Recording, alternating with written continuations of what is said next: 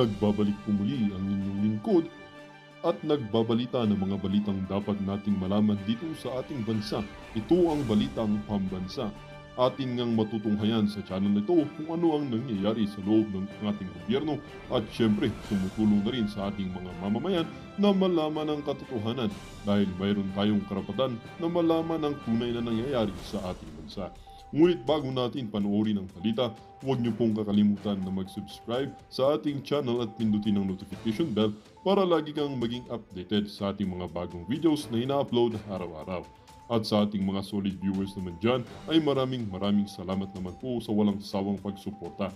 At syempre, huwag din pong kakalimutan mag-iwan ng like at i-share ang ating mga videos. At kung mayroon ka naman pang opinion, ang ating comment section ay bukas para sa inyong mga hinaing. Ito na nga mga kaibigan, ating panoorin ang buong video. Salamat po muli and God bless!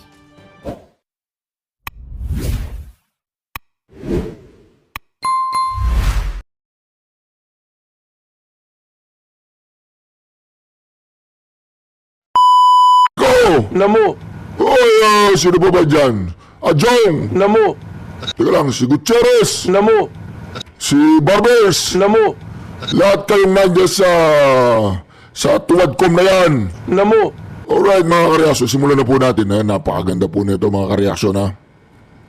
Mga kabalitan, kabalitaktakan, tayo po'y pinalad na makakausap ang isa na rin sa mga suki natin, veteran election lawyer, si Attorney Romulo Makalintal. Attorney Romy, good morning. Johnny Bañez, Jopel Peleño po, DWIC, Aliw Channel 23. Reaction TV po. Attorney, Good morning sa inyo Morning. mga dalawa at sa inyong mga tagapanood, tagapakinig. alright, unang-una sa lahat, saan po patungo ang impeachment na ito laban sa Vice Presidente kung ikaw po ang tatanungin, Attorney Romy Mac? Sa kanal. Patungo yan sa kanal mga friends. Mga kareaksyon, patungo po sa kanal yan. Ito na, pakinggan po natin ha. Well, yan ay depende na sa ating mga senador kung ano ang kanilang gagawin.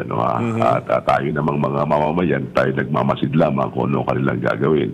At siyempre, inaasahan natin ang ating mga senador na magiging aktibo sila sa bagay na ito sapagkat this is a very sensitive case, very important ito sa ating bansa. At makikita natin dito kung talagang karapat-dapat na inihalal natin ang ating mga senador. At makikita natin dito kung paano sila, how they will function during the impeachment trial. At siyempre, sabi nga, this will now separate the boys from the men. At isa pang controversial na Attorney Romy Mac, kaya talagang pinilit kitang ma-interview ngayong umagang ito. By the way po, si Attorney Romulo Makalintal, isa po siyang veteran election lawyer. Yan. Kung may problema po kayo kung nadaya kayo, kung ano man ang problema ninyo, hindi ko alam kung pwedeng isang tawagin. Ang akala po namin, ako in particular, kayang Jopel, mga kabalitan-kabalitaktakan, na ganun lang kasimple na kung sino yung mananalong kandidato bilang senador sa susunod na session, Election. automatic na silang magiging senator judge. Hindi po pala. Hindi ganun, kasi yan kasing impeachment case na yan laban kay Vice Presidente Sara Duterte, Opo. dapat aksyonan at tapusin ng kasalukuyang Senado bago matapos ang kasalukuyang 19th Congress. Nasa 19th Congress sila eh. Opo. So, hindi po pwedeng tumawid ng gano'n na lamang ang kasong yan sa susunod na Congress at 20th Congress kung saan may mga bago ng mga senador o may mga re-elected Congress. Nang ibig sabihin ay nababago ang komposisyon ng nasabing Senado. Kasi merong mismong provision sa Rules of the Senate, yung Section 21 ng Rules ng Senate, yung Article 4044, na talagang sinasabi nila doon, Section 123 yun, na sinasabi na lahat ng mga nakabimbing mga proceedings o mga bagay-bagay ay nagwawakas pagkatapos ng termino ng bawat kongreso. So in other words, sa 19th Congress, tapos sila doon. Tapos lahat yun. Although sa 20th Congress, pwede namang talakayin ng bagong Congress, ng bagong Senado. Ngunit ituturing na parang bagong file lamang yon na as if it was just presented for the first time. So para bang lumalabas pagka sa susunod na Congress at itutuloy nila yon, sasabihin, hindi, bago lang ito. So pag ginawa nila yon, medyo delikado kasi sasabihin naman ng kampo ni Sara Duterte, aba, hindi na po pwede yan. That is now a new case. And you cannot file impeachment case against me for another case within a period of 1 year. Kasi mayroong ganung 1-year prohibition.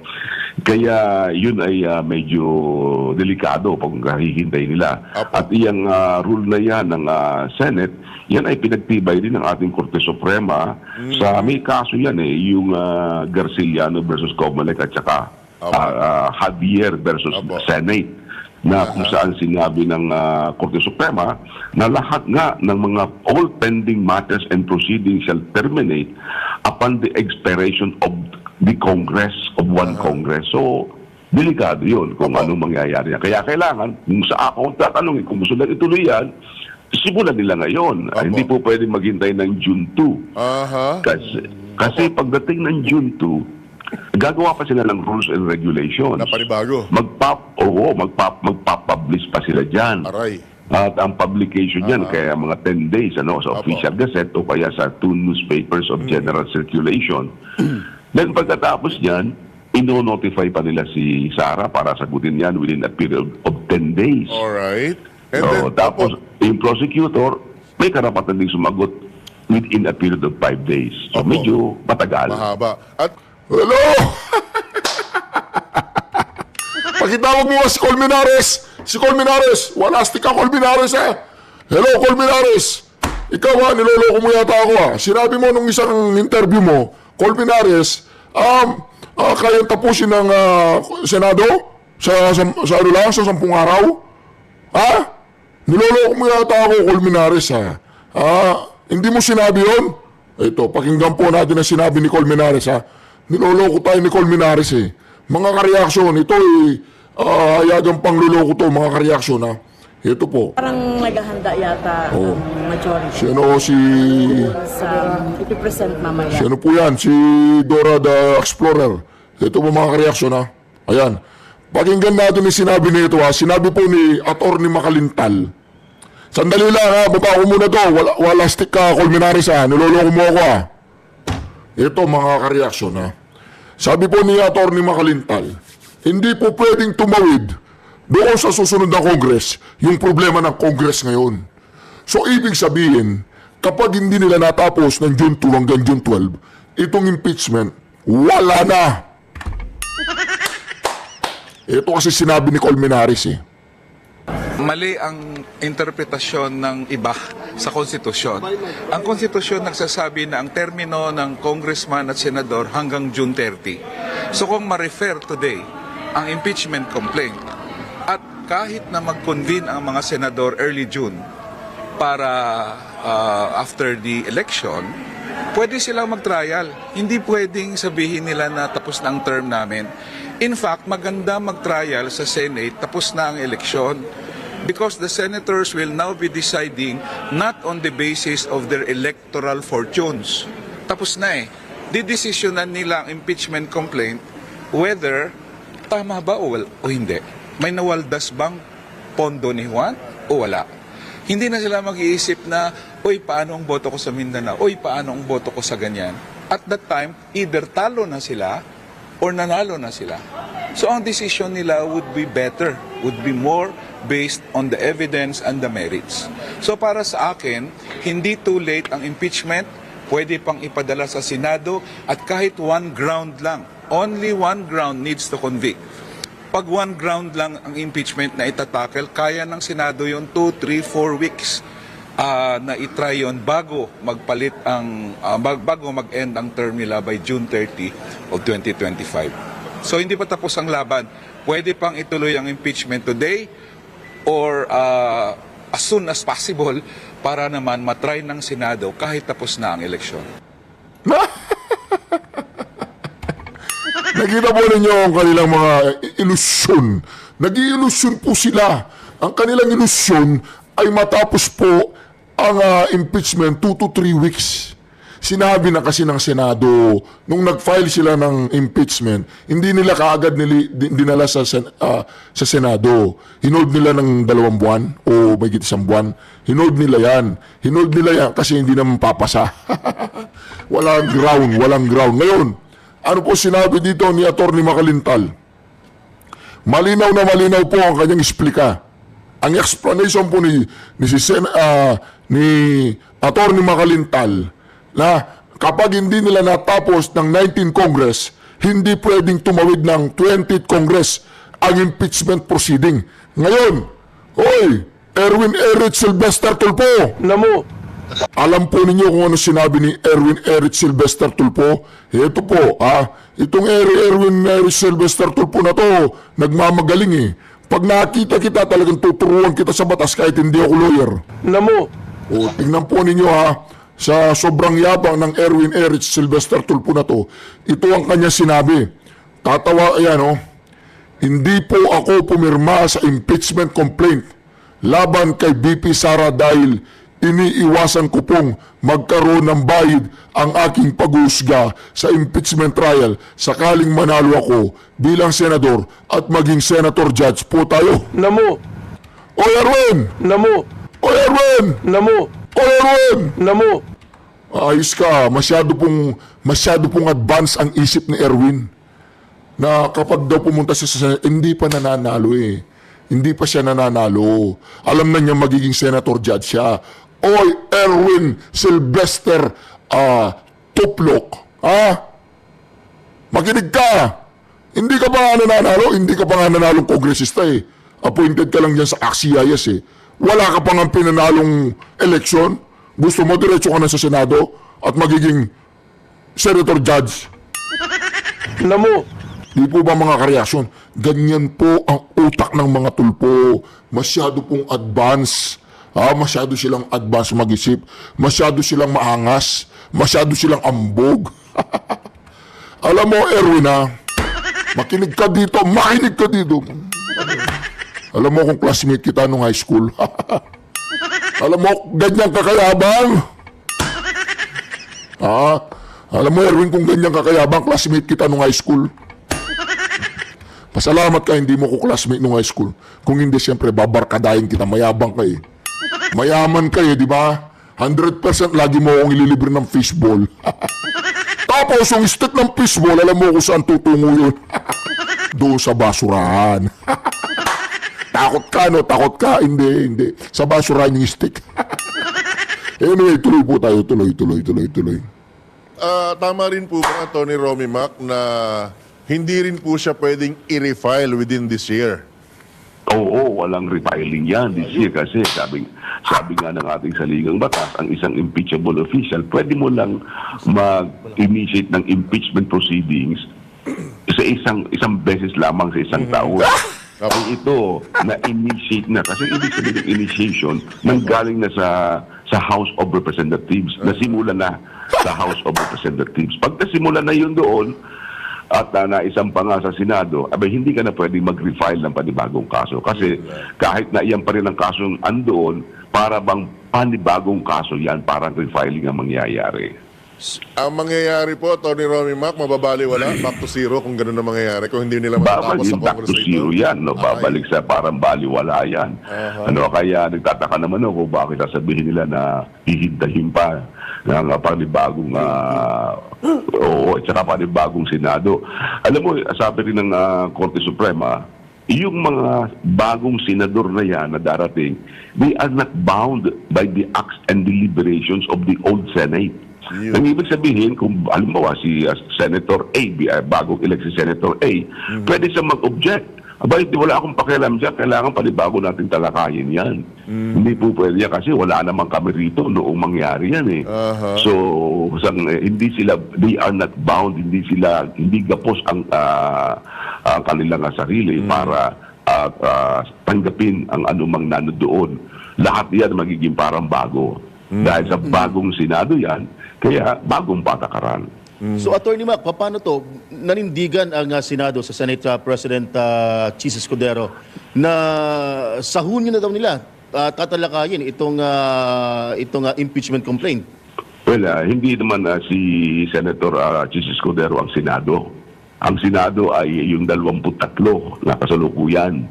Kaya depende yan dun sa kanilang 23 kung talagang tatanggapin nila ang ganung paninindigan o ng Senate President.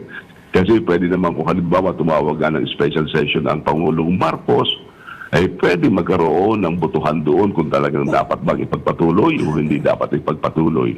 So depende na rin yun sa leadership ng Senado kung paano nila tatalakayin ang bagay na yan. Kaya yung 23 senador na yan, sila ang magdidesisyon yan. Alright. Kasi 23 lang naman sila ngayon eh. Kaya medyo pabor pa yan kay Sara dahil sa kailangan ng Senado ang 16 16. para makuha nila yung conviction para makonvict si Sara. Si Sara naman kailangan lang niyang 8 para mapatunayan siya ay not guilty. So, alam mo, ay para sa iyo na Bante. Ibig sabihin, dahil 23 lang yung senador, naka 1 point na si Sara. Yung Department of Education Secretary. Di ba si Senador yun? Kung di ako magkakamali. O yung boto nun, automatic kay Sara na.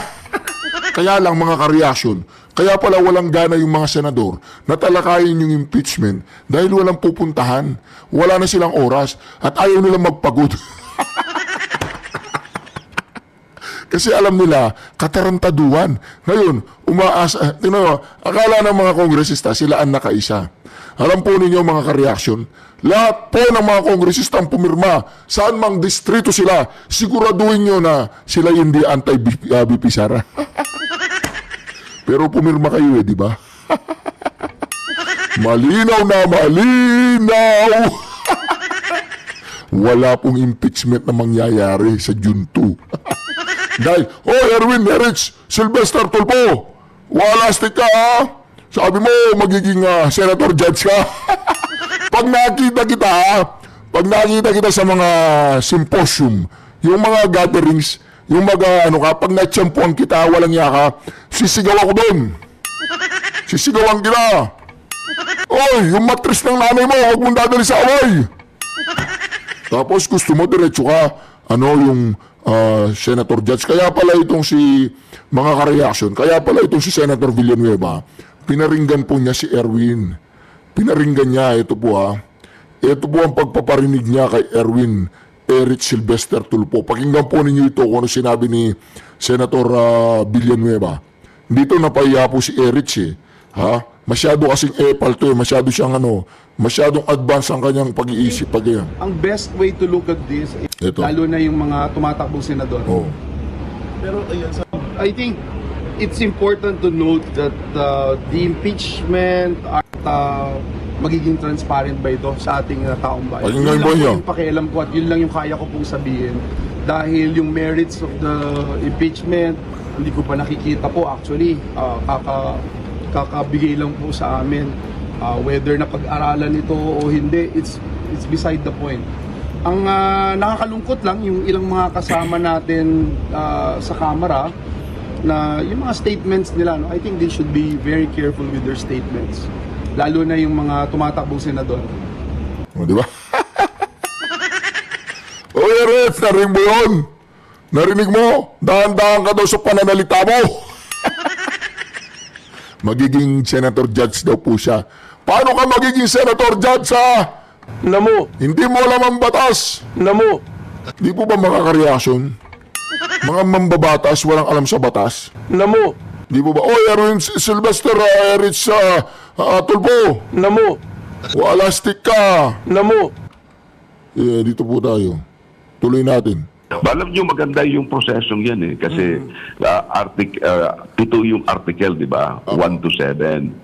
So matapos ang paglilitis, tatanungin ngayon ang mga ang mga senador ng presiding officer, ano ang decision niyo sa Article 1? Guilty or not guilty? So kailangan 16 doon magsasabing guilty. At least 16. So kung ano mangyari doon, Article 2, ano ang inyong decision? So bawat article, bibigyan nila ng boto yan. Alright. Attorney Romy Mac, dito pumapasok yung sinasabi nilang pwede nang kumumpas or may kumpas ang Malacanang. Kasi ang base sa binabasa naming ulat, willing si Pangulong Marcos na pagbigyan kung hihilingin ng mga senador ang special session. Yes. Diba ba? Alam naman natin na itong impeachment proceedings, ito ay political. Kaya sila ang gumagawa ng mga batas, At magiging yung mga definition ng ground, sila ang bahala dyan. Katulad ng definition ng high crimes, other high crimes. Ano bang ibig sabihin yan? Maging ang Korte Suprema, sinasabi, ay bahala sila kung ano ang definition nila. Opo. So lahat ito ay political dynamics, kaya bahala ang ating mga senador na tingnan kung ano ang mangyayari dyan. Pero mukhang may bumabanggit po, Atty. Romy Mac, na pwede ba nilang idirekta na kaagad sa Supreme Court yung reklamo na yan or yung kanyang petisyon o kanilang petisyon na huwag nang ituloy or harangin ang Senado or ang Kongreso na magsagawa ng proceedings? Well, sa ngayon, wala pa akong makita. Hindi ko pa nakikita yung kabuuan nung complaint. Meron akong kopya ng complaint pero hindi ko makita pa paano ang pagkakapirma. Kaya sinasabi nga ni Chis na titingnan daw ako tama ang pirma, yun, magmahalaga rin yun kasi dapat bawat isa sa kanila meron silang pinirmahang tinatawag na verification, yung may panunumpa. It is not just a matter na sila ay pumirma doon sa complaint. Dapat yun ay pinanumpaan nila isa-isa na talagang meron silang tinatawag na verification. Kaya siguro yung sinasabi ni Senator Chis Escudero na i-examinin pa nila yung mga buong kabuuan ng nasabing dokumento. Baka mamaya magkakapareho po ng pirma. Magkaiba lang ang pangalan. Parang eleksyon na yan, Mga panahon, manual election, Opo. Pero, pareho ang pirma ng butante. Isa pang... O, di ba? Halika na rito, pirma. Wala daw panunumpa kada isa. Kada isa daw po sa kanila kailangan nanumpa. O di ba mga reaksyon, doon pa lang wala na. Kaya pala itong CBP Sara Duterte, cool na cool lang. Kaya pala si Sardanya, tsaka si Barbers, tsaka si Congresswoman na si convicted Franz Castro, tsaka si Chihuahua, ay talagang inis na inis nung sinabi po ni Vice President na mas masakit pa ang iniwanan ka ng yung boyfriend or girlfriend kumpara sa ma-impeach ka ng House of the Crocs. Namo. Di po ba mga ka-reaction? Namo.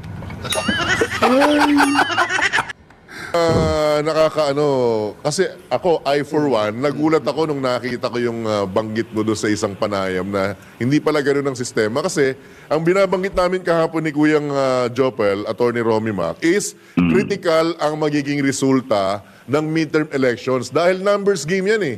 Dahil kung nakuha ang nanalo ang lahat ng administration senator candidate, tapos na ang laban. Yung pala hindi gano'n.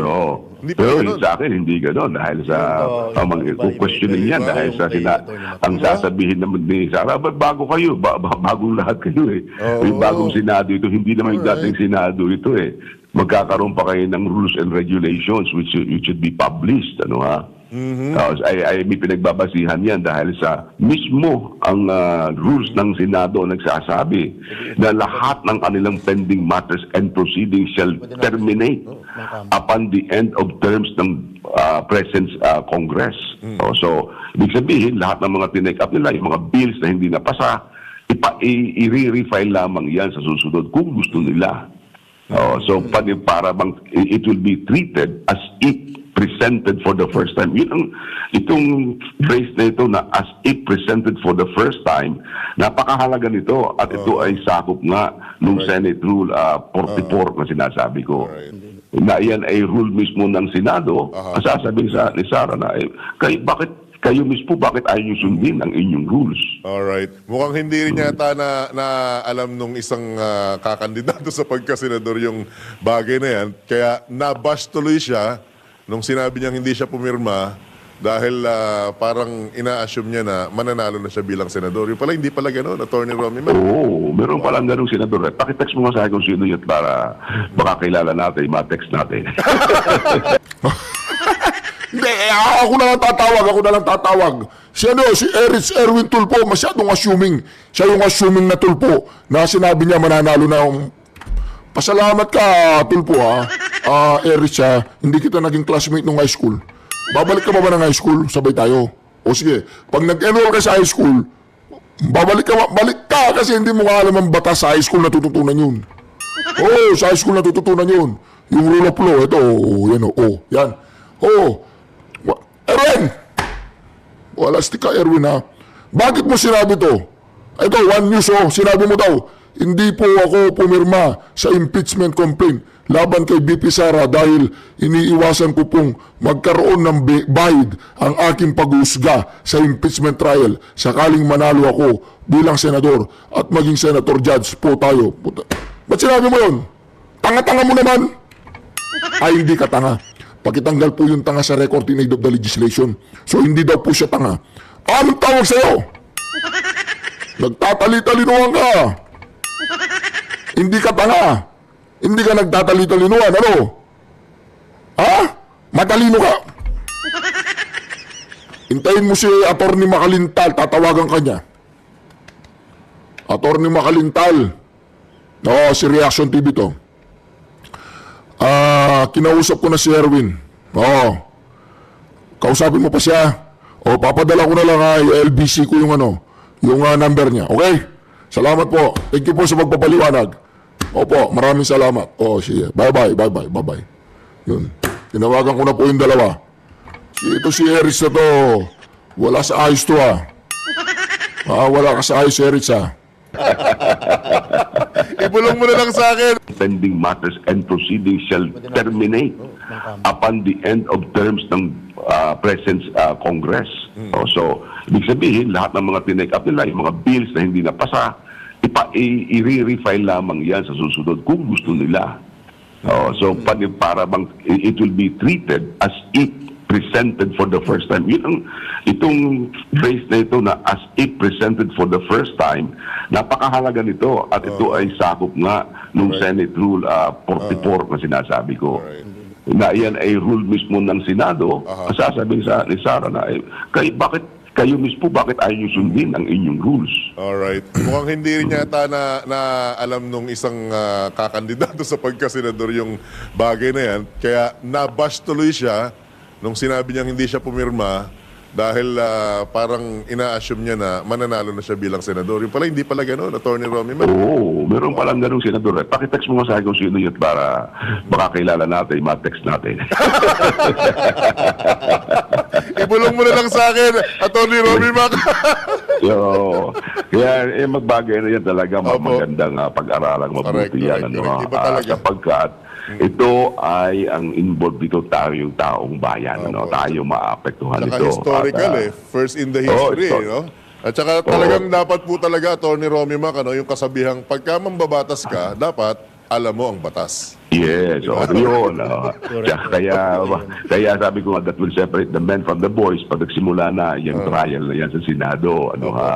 Tsaka mahalaga rin ito dahil sa hindi halimbawa lang naman na halimbawa talaga matanggal sa katungkulan si Sara, sino ang papalit sa kanya? Yung isang question. Ano ang game plan ng administration kung sakaling meron ba silang nais na ilagay na bagong vice president? Kasi mag-a-appoint ang Pangulo dyan. Nasa Pangulo yan para mag-appoint siya. From among the senators and congressmen. Kung sino yung incumbent senators and congressmen, doon mamimili ang Pangulo. Kasama kaya ito sa consideration noong ginawa ang impeachment proceedings? At dyan, Attorney Romy Mac, dyan na makikita yung kiskisan pag nangyari yan. Yes, tama. Magkakaroon ng labanan dyan. Tsaka, yes, tinatawag na, bring me more popcorns! Yung sinasabi ko nga, ito ba ay kasama sa agenda nung binuo nila itong impeachment na ito? So, gano'n, Mahaba-haba pa yung abangan ng susunod na kabanata. Yes, mahaba yan. Wow! Yes, sir. Wow! Alright, again, Maninitili pong bukas ang himpilan ng programang ito. Narinig mo yun, si Eric Sylvester Tulfo. Oy, mga kampo ni Tamba. Mga kampo ng Kadiliman. Namo. Narinig niyo yun? Excuse me po. Game over na. Game over na po yung mga... Mantagin po ninyo yan, ha. Ang ginawa po nila, nag-backfire na sa mga pumirma. Dahil hindi po sila iboboto ng mga botante. Pangalawa, nag-backfire na sa mga pumirma. Pangalawa, yung ginawa nila invalid kasi dapat daw isa-isa sa kanila ay nanumpa. Ha? Isa-isa. Hindi yung pumirma ka parang kumuha ka ng relief goods. Siguro mahilig kumuha ng mga relief goods ito. O mahilig kayong kumuha ng mga relief goods na may relief goods. Tanong lang yung tanong. Di po ba mga ka-reaction? Kaya dito, baka naman wala naman talagang planong i-impeach si Sara. Baka palabas lang para magkaroon naman ng, alam mo na, ang napagkasunduan ng mga makabayad black, tsaka ni Tamba, kailangan to pa rin ni Tamba. Baka ganun, di ba? O sige, yung napangako ko sa inyo, ginawa ni Tamba last day. Para hindi siya mapahiya. Di ba? Basta ako importante, dinala ko dun sa Senado yung pinangako ko sa inyo. Ginawa ko, di ba? Alam naman niya na mayroon palang batas na yung isang impeachment, hindi siya pwedeng lilipat sa next. Di po ba mga ka-reaction? Kaya yan ang sinasabi natin. Kayong mga gustong maging mambabatas, kailangan alamin niyo yung batas. Kaya nga hindi ako tatakbong senador Hindi rin ako tatakbong kongresista Tatakbo ako pag nakita ko si Eric Sylvester Tulfo para masigawan ko siya. Hoy! Eric Sylvester Tulfo! Nakalimutan mo yung utak mo! Balikan mo! Nakalimutan po niya sa Hawaii. Sa Hawaii, nakalimutan yung utak niya sa Hawaii. Hoy, balikan mo sa Hawaii yun Walastik ka. Ano bang apelido mo, Tulfo? Okay lang. Naintindihan namin ang katayuan ng yung mental standing. Condition. Tulfo ka pala Alam po natin ang mga Tulfo matatalino, di ba? Malalalim ang kanilang pinag-uugutan. Hindi po mababaw ang kanilang pag-iisip. Hindi yung mga nag-iiwalay na mag-asawa lang ang alam nilang pag-usapan sa kanilang mga content para kumita sila ng malaki, ganun. Hindi yun, pakitanggal po sa record yung kumita ng malaki. In aid of the legislation, pakitanggal po. Di ba? Ganun yun. Anyway, mga ka-reaction, maraming salamat muli sa pagsama ninyo sa ating napakagandang reaction video ngayon. Mag-comment po kayo sa comment section kung paano po napahiya na naman ang mga inutil, ang mga kampon ng